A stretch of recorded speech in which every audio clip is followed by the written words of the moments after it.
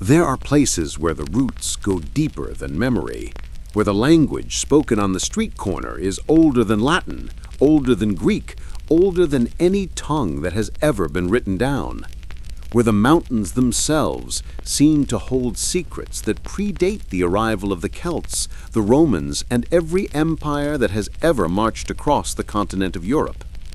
This is the land of the Basque people, a stretch of rugged coastline and green valleys that straddles the border between modern Spain and France. But to speak of borders here is to miss the point entirely. For the Basque Country, Euskara, in their own ancient tongue, is not defined by the lines drawn on a map by distant powers. It is defined by something far older and far more enduring. It is defined by blood, by language, and by a living mythology that has been passed down in an unbroken chain from a time so distant that the rest of Europe has forgotten it ever existed. The Basque language, Euskara, is a profound mystery. It is a linguistic island, a survivor from a lost world. Every other language in Europe can trace its roots back to a common ancestor, to the great Indo-European family tree that spread across the continent with the arrival of Bronze Age peoples some 5,000 years ago. But not Euskara. It stands alone, utterly unrelated to Spanish, French, English, or any other language spoken on Earth. It is a pre-Indo-European tongue, a voice from the deep past, a living fossil that has somehow survived the relentless tide of history.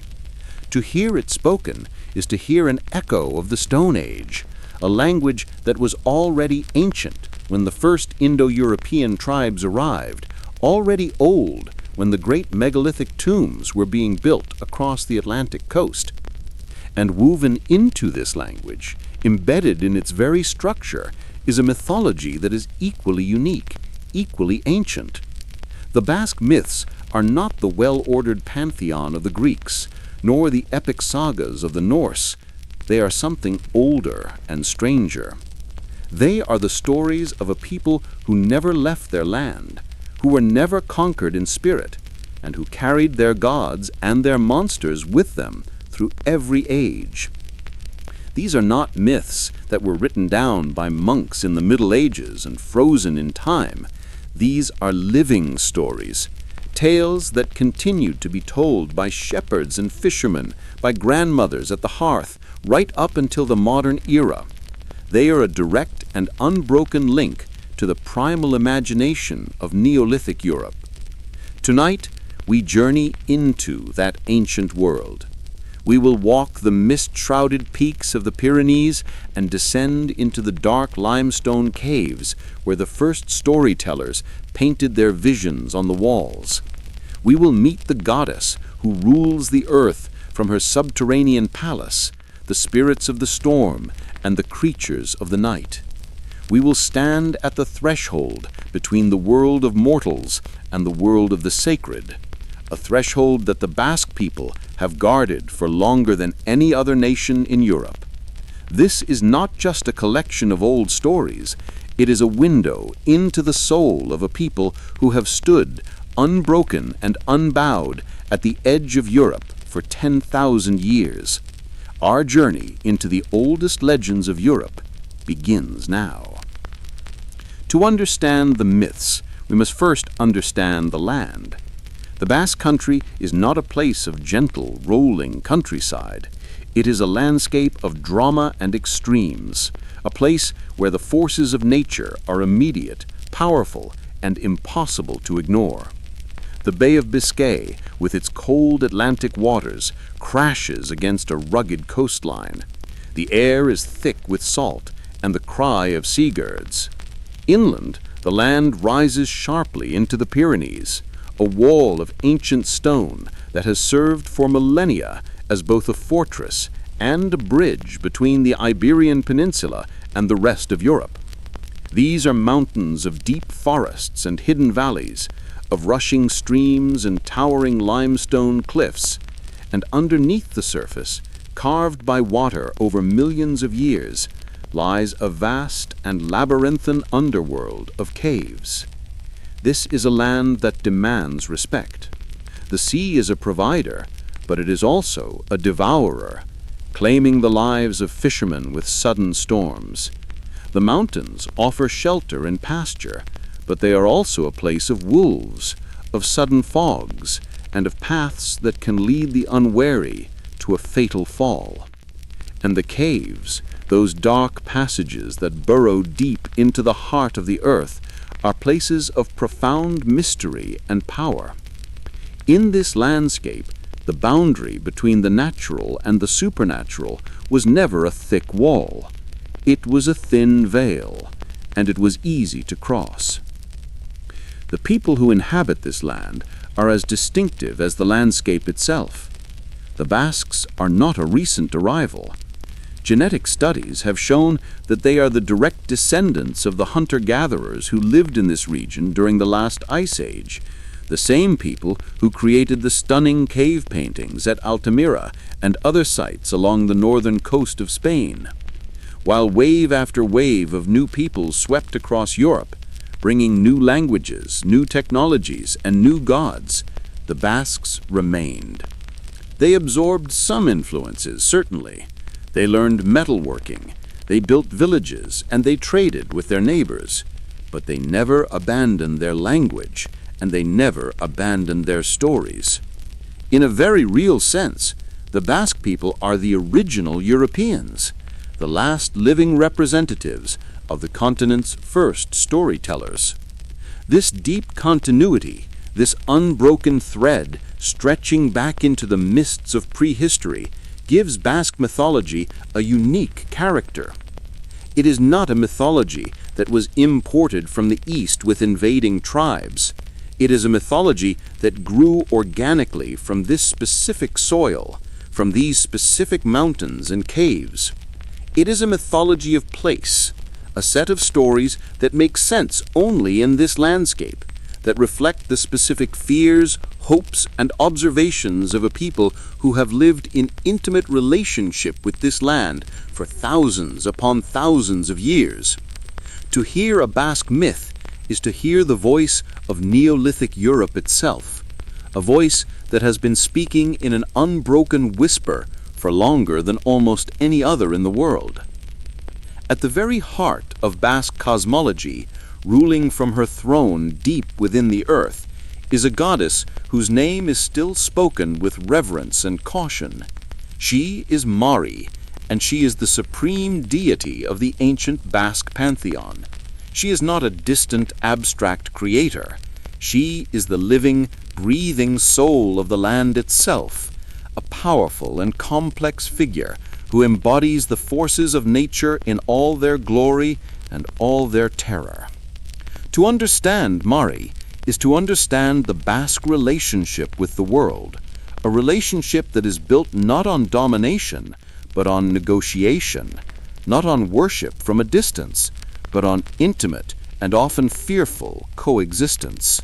Mari is described in the old stories as a beautiful woman, though her beauty is not the soft, gentle beauty of a maiden. It is the wild, untamed beauty of a mountain storm, of a raging fire, of a force that commands respect and fear in equal measure. She is often depicted wearing fine clothing, sometimes a red dress or a white gown, and she is adorned with jewels that gleam with an otherworldly light. Her long, dark hair flows like water, and her eyes hold the depth of the earth itself. But she is a shapeshifter, and her true form is far more complex than any single human shape. She can appear as a great bird, a white dove or a vulture, soaring above the peaks. She can manifest as a tree in full bloom, rooted deep in the soil. She can take the form of a horse or a cow, creatures of power and sustenance. And in her most terrifying aspect, she is a whirlwind of fire, a sickle of flame that cuts through the sky, leaving a trail of smoke and awe in her wake. Marie does not dwell in the heavens. Her palace is not in some distant celestial realm. It is here, beneath the feet of mortals, in the deep, dark heart of the mountains. Her primary residence is said to be in the cave of Amboto, a great limestone cavern high in the mountains of Biscaya. But she is not confined to one place. She moves through a network of sacred caves, traveling from one mountain to another. And when she makes her journey, the people know. The sky darkens, thunder rolls across the peaks, and strange lights are seen flickering in the mouths of the caves. She is the earth made sovereign, the mountains given consciousness, and her movements are the movements of the land itself. Marie's role is not simply to exist. She is a moral authority, a cosmic judge who watches the actions of mortals with a keen and unforgiving eye. She is the guardian of the old laws, the ancient codes of conduct that governed Basque society long before any written law ever existed. She punishes those who break these laws with swift and terrible retribution. Liars, thieves, and those who are arrogant or disrespectful will find themselves cursed. Their crops will fail, their livestock will sicken, and misfortune will dog their every step. But to those who live with honesty, who show respect to their neighbors and to the land, who keep their word and honor the old ways, Marie can be generous. She may send rain to nourish the fields. She may guide a lost shepherd home, or she may appear in a dream to offer a warning or a piece of vital knowledge. This duality is central to her nature. Marie is not good or evil in the way that later Christian theology would define those terms. She is beyond such simple categories. She is the land, and the land is both a giver of life and a taker of it. She is the storm that destroys the harvest and the rain that makes it grow. She is the mountain that shelters the village and the avalanche that buries it. To live in relationship with Marie is to understand that the world is not a safe, predictable place. It is a place of immense power, and that power must be respected, honored, and never, ever taken for granted. But Marie is not alone in her subterranean realm. She has a consort, a male figure who is at once her partner and her counterpart. He is known by many names, but the most common is Sugar, which means male serpent or dragon. If Marie is the earth, then Sugar is the storm. He is the embodiment of lightning, of thunder, of the violent and sudden forces that tear across the sky. He is often depicted as a great serpent or dragon, a writhing column of fire that streaks through the heavens. And on certain nights, especially the nights of the great storms, he rises from his own cave in the mountains and makes his way to Marie's dwelling. The two come together in a union of primal power, a cosmic marriage of earth and sky. And from their coupling come the storms that shake the land, the lightning that splits the ancient oaks, and the thunder that echoes through the valleys like the voice of the gods themselves. This sacred marriage, this union of the earth goddess and the storm serpent, is one of the ancient and most universal mythological motifs in human culture. It is found in the myths of the Greeks, the Sumerians, the Hindus, and countless other peoples. But in Basque mythology, it is not a distant, abstract concept. It is a living reality, a recurring event that the people could see with their own eyes. When the storm clouds gathered over the peaks, when the lightning flashed and the thunder rolled, the people knew. Marie and Sugar were together once more, and the world was being renewed, remade, and reminded of the awesome power that lay at the foundation of all existence. From this union, the old stories say children were born. The most famous of these is a figure known as Atarabi, the good son, who is associated with knowledge, wisdom, and the bringing of beneficial skills to humanity. But like all mythological lineages, the offspring of Marie and Sugar are not simply benevolent. They are complex, powerful, and often dangerous, reflecting the dual nature of their divine parents. The message is clear. The world is not a place of simple oppositions, of pure good and pure evil. It is a place of complexity, of balance, and of forces that are far older and far more powerful than any human kingdom. If the depths of the earth belong to Marie, the wild spaces of the world, the forests, the mountains, and the forgotten corners of the land are inhabited by a host of other beings. These are the Basque spirits, the geniuses of place, and the creatures of the night. They are not gods in the grand sense, but they are powerful, they are real, and they are everywhere. To walk through the Basque countryside, especially in the old days, was to walk through a world that was densely populated with the unseen. Every forest had its guardian, every stream its spirit, and every crossroads its danger. And the people who lived in this world learned to navigate it with care, with respect, and with a constant awareness that they were never truly alone. One of the most beloved and feared of these beings is Basajaun, whose name means Lord of the Forest. He is the wild man of the woods, a giant figure covered from head to toe in long, shaggy hair. He is often described as standing taller than any mortal, with a powerful build and a deep, booming voice that can be heard echoing through the trees on a quiet night. He walks with a heavy staff, and his presence is marked by the rustling of branches, the sudden crack of a twig, and the feeling of being watched by something vast and ancient. Basajaun is the original inhabitant of the Basque Mountains, a being who was here long before humans ever arrived, and he guards his domain with a jealous and protective vigilance. But Basajaun is not a simple monster. He is a guardian, a keeper of secrets, and a teacher. According to the old legends, it was Basajaun who taught the early Basque people the arts of agriculture. He showed them how to plant wheat, how to tend the crops, and how to harvest the grain. He taught them the craft of milling, how to grind the wheat into flour and bake the bread that would sustain them. And he taught them the skill of metalworking, how to forge tools and weapons from iron. But this knowledge was not given freely. It was stolen. The stories tell of a clever mortal who tricked Basajaun, who wagered with him or spied upon him, and who brought the secrets of civilization back to the world of men. Basajaun, enraged by the theft, retreated deeper into the forest, withdrawing his direct aid but never fully abandoning his watchful role. In this way, Basajaun embodies a profound and timeless tension, the relationship between humanity and the wild. He represents the knowledge that comes from nature, the understanding that before there were books and schools, there was the forest, and the forest was the first and greatest teacher. But he also represents the cost of that knowledge, the understanding that to take from the wild is to incur a debt, to create a distance, and to risk the anger of powers that are older and stronger than ourselves. Basajaun is still spoken of in the mountains.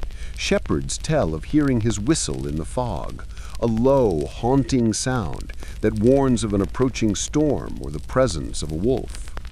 He is a reminder that the wild places are not empty, that they have their own lord, and that those who enter his domain do so as guests, not as masters. But Basajaun is the lord of the deep forest. The meadows, the riverbanks, and the twilight crossroads are the domain of a very different set of beings. These are the Lamiak, and they are among the most complex and fascinating figures in all of Basque mythology. They are the spirits of the water, the guardians of the springs and streams, and they are beings of profound beauty and equally profound danger. The Lamiak are typically described as female figures, though like so many beings in this ancient mythology, their form is not fixed. They are most often seen as beautiful young women with long, flowing hair that gleams like gold in the sunlight. They have pale, flawless skin, and their voices are said to be as sweet as the song of a nightingale. But they are not human. They possess certain features that mark them as other. Most commonly, they are said to have the feet of a bird, like a duck or a hen, with webbed toes and scaly skin. In some tales, they have only one eye, a single great orb that sees far more than any mortal gaze. The Lamiak are associated with the liminal spaces of the world, the places where one realm meets another. They dwell near springs, those places where the water of the underworld rises to meet the light of day. They are seen at rivers, at the threshold between land and water, and they are seen at crossroads, especially at twilight, that threshold between day and night. These are the dangerous places, the places where the rules of the ordinary world do not fully apply, and where an encounter with the unseen is most likely to occur. The Lamiak are often described as weavers and spinners, and they are seen at their work, sitting by a stream with a comb of gold, combing their long hair, or with a spinning wheel, creating thread of unearthly fineness. This image is a powerful one, for weaving and spinning are ancient symbols of fate, of the interconnection of all things, and of the delicate and dangerous process of creation itself. The Lamiak, in their weaving, are not just making cloth. They are weaving the fabric of reality, the threads that connect the world of mortals to the world of spirits. Their relationship with humanity is deeply ambiguous. In some stories, the Lamiak are helpful, even benevolent. They may assist a farmer who has shown them respect, helping to build a bridge overnight or to repair a broken tool. They may offer gifts, a golden comb, a ball of thread that never runs out, or a piece of knowledge that proves invaluable. But these gifts always come with a condition, often an unspoken one. The recipient must show gratitude, but not excessive gratitude. They must use the gift wisely and never boast of its origin. And they must, above all, keep the secret of the Lamiak's existence. To break these rules, to be greedy, or to speak of what should remain unseen is to invite swift and terrible punishment. In other stories, the Lamiak are dangerous, even predatory. They may lure a young man to the water's edge with their beauty and their song, only to drown him in the cold depths. They may steal a human child, leaving a changeling in its place, a sickly, wailing substitute that is not what it seems. They may demand offerings, and if these offerings are not given, they will blight the crops or sour the milk. They are in essence the embodiment of the beauty and the danger of the natural world, of the water that gives life and the water that takes it, of the threshold that must be crossed with care. One of the most famous tales of the Lamiak tells of a Lamia who fell in love with a mortal man. She offered to marry him and to bring great prosperity to his household, but she made him promise never to make the sign of the cross in her presence and never to speak the name of God. For a time they lived in happiness, and their home was filled with abundance. But one day, in a moment of forgetfulness or perhaps of fear, the man crossed himself. In that instant, the Lamiak let out a terrible cry, and she vanished, disappearing back into the spring from which she had come, taking with her all the gifts that she had bestowed. The man was left alone, his prosperity gone, a poignant reminder that the connection between the human world and the world of spirits is fragile, and that it can be broken by a single thoughtless act. The Basque night is not a safe, empty darkness. It is a time when the boundary between worlds grows thin, and when creatures of malice and mystery walk abroad. And of all the beings that haunt the darkness, few are more feared than the Gawako, whose name simply means that of the night. Gawako is not a spirit of a specific place, nor is it a guardian or a teacher. It is a pure manifestation of the danger of the night itself, a creature of shadow and terror, whose sole purpose seems to be to punish those who violate the sacred boundary between day and night. Gawako is most often depicted as a shapeless, formless presence, a living darkness that moves through the streets and the fields after the sun has set. In some accounts, it is described as having glowing red eyes that pierce the blackness, or as a great wolf-like creature with fur as black as the void.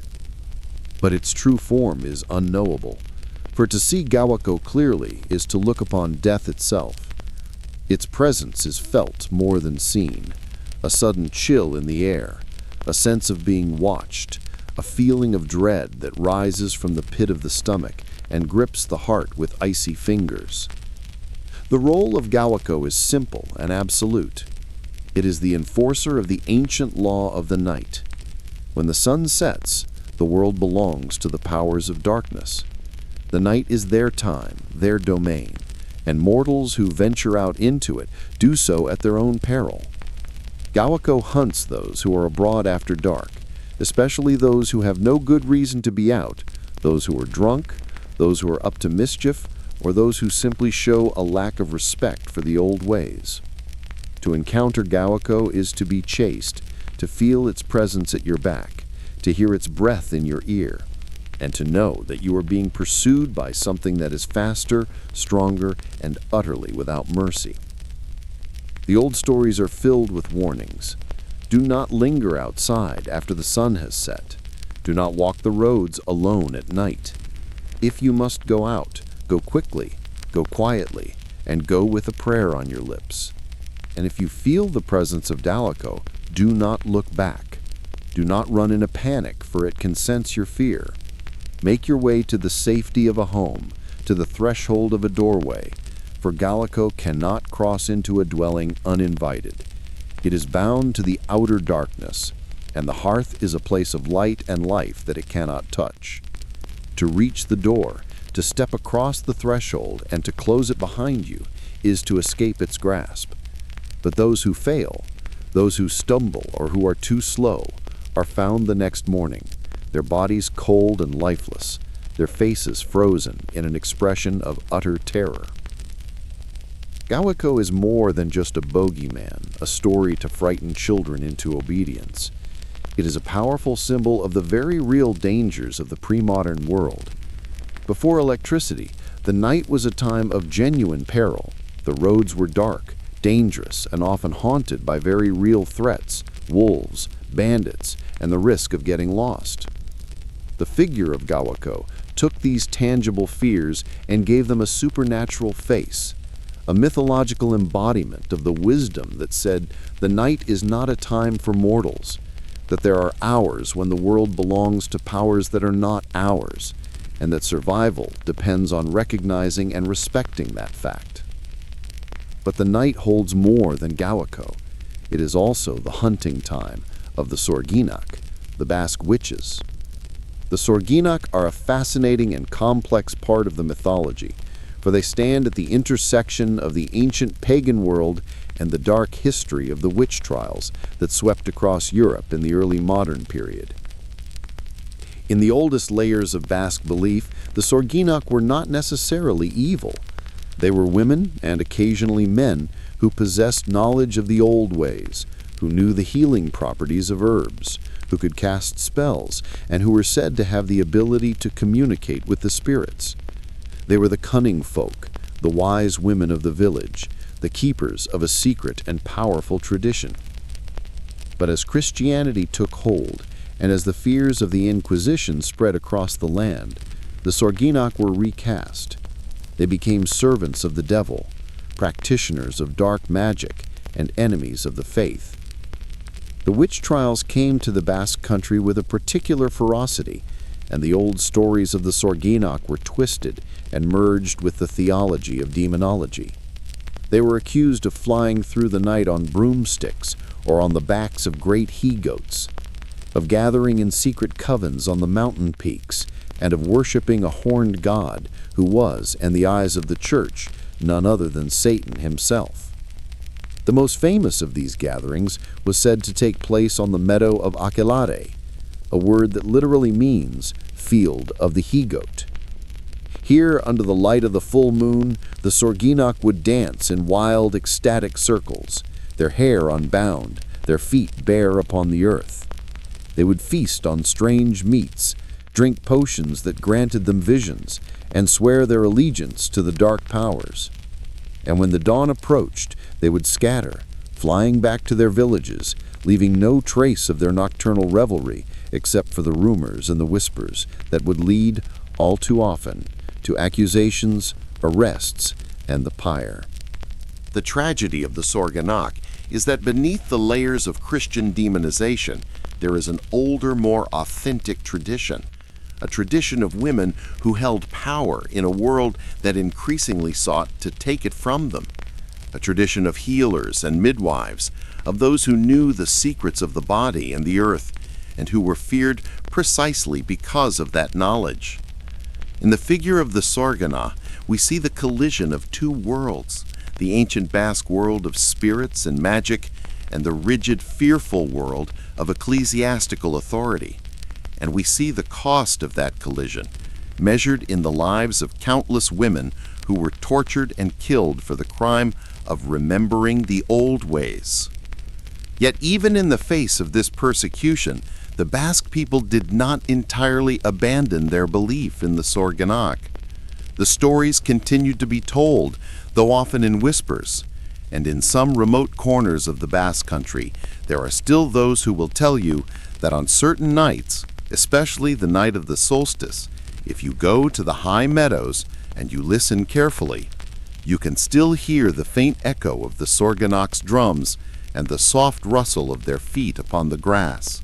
The old powers, it seems, are not so easily extinguished. The ancient Basque world was a world of agriculture and pastoralism, a world where survival depended on the fertility of the land, the health of the herds, and the favor of the forces that governed the cycles of nature. And so it is no surprise that the mythology is filled with creatures who embody these concerns, spirits who watch over the fields, the flocks, and the boundaries between the cultivated and the wild. These are the beings who dwell in the liminal spaces, the guardians of the home and the farm, and their presence was a daily, intimate part of life. One of the most beloved of these household spirits is the Iracho. The Iracho is a small, mischievous creature, often described as a kind of imp or goblin. He is not grand or terrifying like Mari or Sugar. He is small, earthy, and deeply connected to the rhythms of domestic life. He is said to live in the barns, the stables, and the corners of the farmhouse, and his role is that of a helper, though a help that comes with its own set of conditions. The Iracho will assist with the chores if he is treated with respect and if the family leaves out offerings for him, usually a bowl of milk or a piece of bread. In return, he will work through the night, mending tools, feeding the animals, and ensuring that the farm runs smoothly. But the Iracho is also a trickster, and he has a sharp sense of justice. If the family is lazy, if they are disrespectful, or if they fail to keep their part of the bargain, the Iracho will turn his talents to mischief. He will tangle the horses' manes into impossible knots. He will spill the milk. He will hide the tools, and he will create a general atmosphere of chaos and frustration. He is, in essence, the spirit of the work ethic made manifest, a reminder that the farm is not just a place of labor, but a place of reciprocal relationship, a partnership between the human and the unseen. The figure of the Iracho is remarkably similar to the brownies and hobgoblins found in the folklore of the British Isles, and this raises a fascinating question. Are these parallel developments, different cultures arriving independently at the same archetypal figure? Or are they the remnants of a very ancient, pan-European belief, a memory of a time before the Indo-European migrations, when the continent was inhabited by a single interconnected culture of Stone Age peoples? The answer is lost to time, but the similarities are striking and suggest that the mythology of the Basque people may preserve echoes of beliefs that were once common to all of Europe. Another figure closely tied to the land and the herds is Echai, whose name carries the dual meaning of enemy and devil, a reflection of the complex and often hostile relationship between the Basque people and the forces of the wild. Echai is not a single clearly defined entity. He is more of a nebulous presence, a spirit or a collection of spirits associated with storms, lightning, and the sudden violent events that can destroy a year's work in a matter of moments. He He is the hailstorm that flattens the wheat, the lightning bolt that kills a prized bull, and the cold wind that brings disease to the flock. In some accounts, Etchai is described as a small, dark figure, a demon-like creature with horns and a tail, a clear influence of later Christian demonology. But in the older, deeper layers of the tradition, Etchai is more of a force than a person, a personification of misfortune and malice. He is opposed by the power of the home, by the protective charms hung over the door, and by the blessings of the family. To guard against Etchai, the people would make the sign of the cross. They would hang bunches of herbs, and they would carve protective symbols into the lintels of their barns. And they would speak his name with caution, for to name him was to acknowledge his power, and to acknowledge his power was to invite his attention.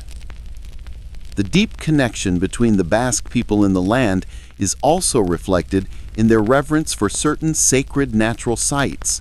These are not temples built by human hands, but places where the presence of the divine or the supernatural is felt with particular intensity. These are the old places, the places that have been marked as special for thousands of years, and they are scattered throughout the Basque Country. Ancient trees, especially oak trees, are held in particular reverence. The oak is a symbol of strength, endurance, and continuity. Some of these trees are hundreds of years old, and they have stood witness to countless generations. They are gathering places, places where the elders would meet to discuss the affairs of the village, to settle disputes, and to make decisions. And they are sacred places, where offerings are left, where oaths are sworn, and where the presence of the ancestors can be felt most strongly. Even more significant are the caves. The Basque Country is honeycombed with limestone caverns, and many of these caves have been used by humans since the Paleolithic era. They were shelters, certainly, but they were also something more. They were sacred spaces, places where the boundary between this world and the underworld was thin. The famous painted caves of Altamira and Hekain, with their stunning depictions of bison, horses, and mysterious abstract symbols, are testaments to this ancient sacredness. These were not just art galleries, they were temples, places where rituals were performed, where the spirits were invoked, and where the mysteries of life and death were contemplated in the darkness. And this reverence for caves has continued throughout Basque history. Many of the caves are still associated with Mari, believed to be the entrances to her subterranean palace. To enter one of these caves, even today, is to enter a place of power, a place where the modern world falls away and where the presence of something ancient and vast can still be felt. The stone walls, the cold air, the darkness that swallows the light of a lantern, all of it speaks to the enduring power of the earth, to the understanding that beneath the surface of our daily lives, there is a deeper, older world that has its own rules and its own inhabitants. Of all the mysteries that define the Basque people, none is more tantalizing than the question of their origin. Who were they? Where did they come from? And how did they manage to survive, unassimilated and unconquered, through the millennia of upheaval that transformed the rest of Europe? The answers to these questions are not found in any written history, for the Basques did not write their own history until the late Middle Ages. Instead, the answers are found in the traces they left behind, in the language they speak, in the genetic markers they carry, and in the stories they tell. The Basque language, Euskara, is the key to the mystery. It is a language isolate, a tongue that has no known relatives anywhere in the world. Linguists have tried for centuries to connect it to other language families, to find some trace of kinship with the languages of the Caucasus, of North Africa, or of ancient Iberia. But every attempt has failed. Euskara stands alone, a linguistic survivor from a time before the great migrations that reshaped Europe. This suggests that the Basque people are the descendants of the original inhabitants of Western Europe, the hunter-gatherers who lived here during the Paleolithic and Mesolithic periods before the arrival of the Indo-European speaking peoples around 4,500 years ago. In genetic studies have provided strong support for this theory. Modern Basques carry a genetic signature that is distinct from their neighbors. They have a high frequency of certain genetic markers that are rare or absent in the surrounding populations, markers that suggest a long period of genetic continuity and relative isolation. These markers are most closely related to those found in the ancient remains of Western European hunter-gatherers, the people who created the great cave art and who lived in harmony with the land for thousands of years. In other words, the Basques are not just culturally distinct, they are biologically distinct, the living descendants of Europe's first peoples. This deep continuity is reflected in the mythology. The Basque myths are not the myths of conquerors or of migrants bringing their gods from a distant homeland. They are the myths of a people who have always been here, who have always known these mountains, these caves, and these rivers. They are myths that are rooted in the landscape, that reflect an intimate and ancient understanding of the natural world.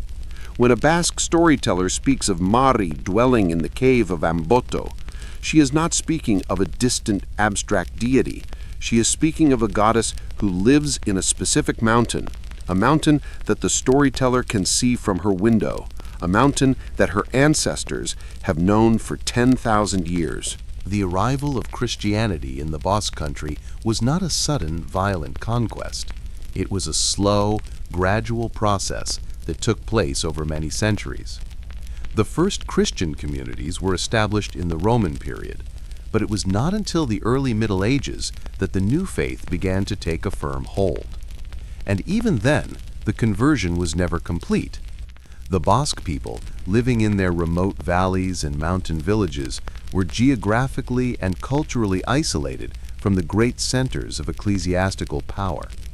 The church was weak here, and the old beliefs were strong. The result was a unique and complex form of syncretism, a blending of the old and the new that created a distinctly Basque form of Christianity. The most visible sign of this syncretism is the way in which the old spirits and deities were reinterpreted in Christian terms. Mari, the supreme goddess of the earth, was not simply banished. Instead, she was recast, her story woven into the fabric of Christian legend. In some accounts, she became a kind of demon, a servant of the devil who led good Christians astray. But in other, more nuanced tellings, she was seen as a morally ambiguous figure, a powerful force of nature that predated the Christian God and that continued to operate according to its own ancient laws. The church could not destroy her, so it accommodated her, warning the faithful to avoid her caves and to pray for protection against her influence.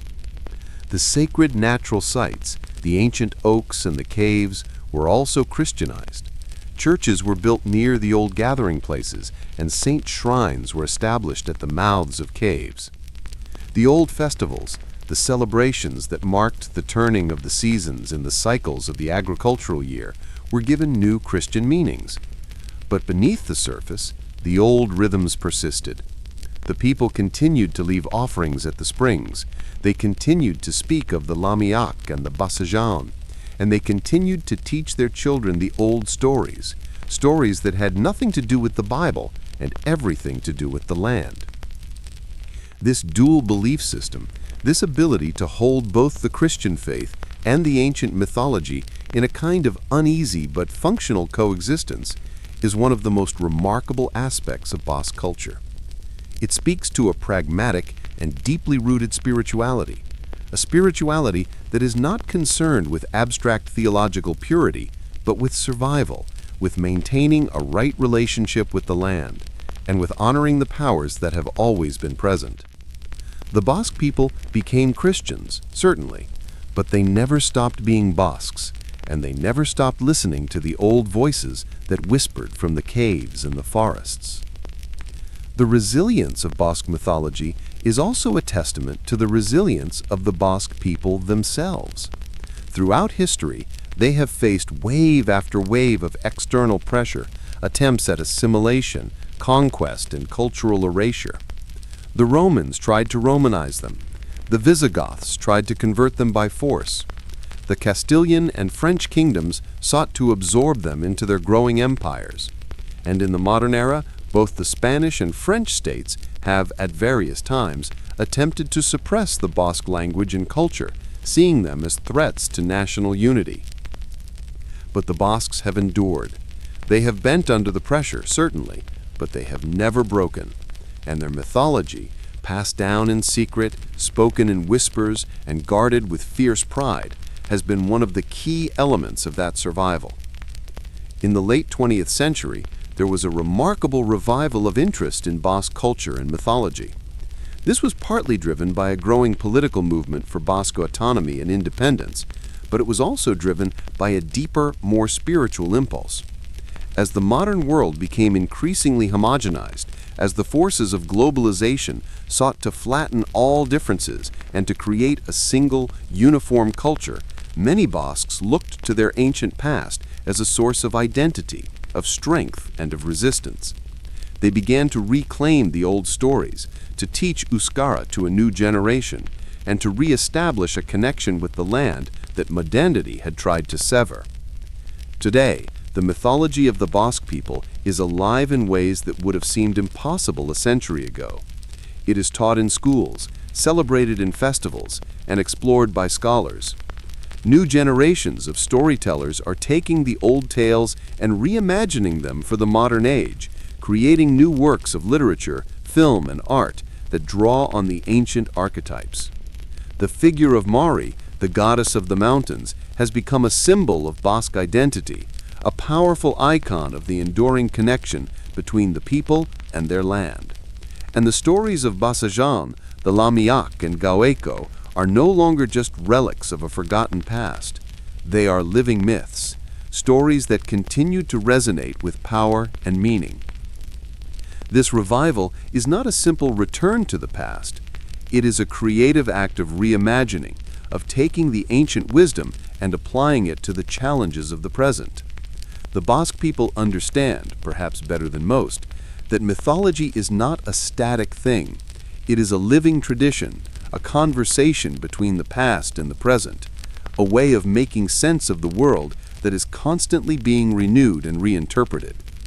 The myths endure because they speak to something fundamental in the human experience, to our need for connection with the land, for stories that explain the mysteries of life and death, and for a sense of identity that is rooted in something deeper and older than any nation or ideology. And so, after this long journey through the mists of time, through the caves and the mountains, through the stories of gods and spirits, we return to the question we asked at the beginning. What makes Basque mythology so special? What is it that has allowed this particular tradition to survive, unbroken and unassimilated, when so many others have been lost to the tide of history? The answer, perhaps, lies in the very nature of the mythology itself. Basque myths are not grandiose epics of world-creating deities fighting cosmic battles in the heavens. They are intimate, earthy, and deeply personal. They are stories of a goddess who lives beneath a specific mountain, of a forest lord who teaches the craft of metalworking, of water spirits who weave by the riverbank, and of a creature of the night who hunts those who violate the sacred boundary of darkness. These are stories that are tied to place, to specific caves, streams, and peaks. They are stories that can only be fully understood if you have walked the land, if you have felt the wind off the Bay of Biscay, and if you have stood at the mouth of a cave and felt the cold breath of the underworld. This connection to place is what gives Basque mythology its power and its resilience. It is not a mythology that can be easily transplanted or translated. It is a mythology of this land, and it makes sense only in this land. And as long as the Basque people remain connected to their homeland, as long as they continue to speak their ancient language and to walk the paths their ancestors walked, the mythology will endure. It is a testament to the power of place, to the deep and abiding relationship between a people and the earth that sustains them. Basque mythology also endures because it reflects a worldview that is profoundly ecological, a worldview that sees the natural world not as a collection of resources to be exploited, but as a community of beings to be respected and honored. Mari is not a distant, transcendent deity. She is the earth itself, a living presence that responds to the actions of mortals. Basajaun is not a monster to be slain. He is the guardian of the forest, a teacher and a keeper of ancient knowledge. The Lamiak are not demons, they are the spirits of the water, beautiful and dangerous in equal measure. This is a mythology that teaches humility, that reminds us that we are not the masters of the world, but merely one part of a vast and interconnected web of life. In an age of climate crisis, of ecological devastation, and of profound disconnection from the natural world, the Basque myths offer a powerful alternative vision. They remind us that the earth is sacred, that it has its own powers and its own laws, and that our survival depends on learning to live in balance with those powers. They teach us that every mountain, every river, and every forest has a spirit, and that to harm the land is to harm ourselves. This is not a naive or romantic fantasy. It is a deep and ancient wisdom, a wisdom that the Basque people have carried with them for 10,000 years, and a wisdom that the modern world desperately needs to relearn. And so, as we come to the end of our journey, we find ourselves standing once more at the threshold, at the edge of the modern world and the ancient one. The Basque Country, with its rugged mountains and its limestone caves, is not just a geographical region. It is a portal, a place where the past is still present, where the old stories are still told, and where the gods have not entirely departed. To walk through these mountains is to walk through a living mythology, to enter a landscape that is still enchanted, still alive with the presence of the unseen. The myths of the Basque people are the oldest unbroken legend system in Europe, a direct and unmediated link to the storytelling tradition of the Stone Age. They are a treasure, not just for the Basque people themselves, but for all of humanity. They are a reminder that there are other ways of seeing the world, other ways of understanding our place in the vast and mysterious cosmos. They are a reminder that the earth is not a dead thing, but a living presence, and that the old powers, the powers of the mountains and the rivers and the deep caves, have not vanished. They are simply waiting, patient and eternal, for those who still have the eyes to see and the ears to hear. The watcher in the stone, the goddess beneath the mountain, has always been there and always will be, waiting in the gathering dark for any who choose to remember and to listen.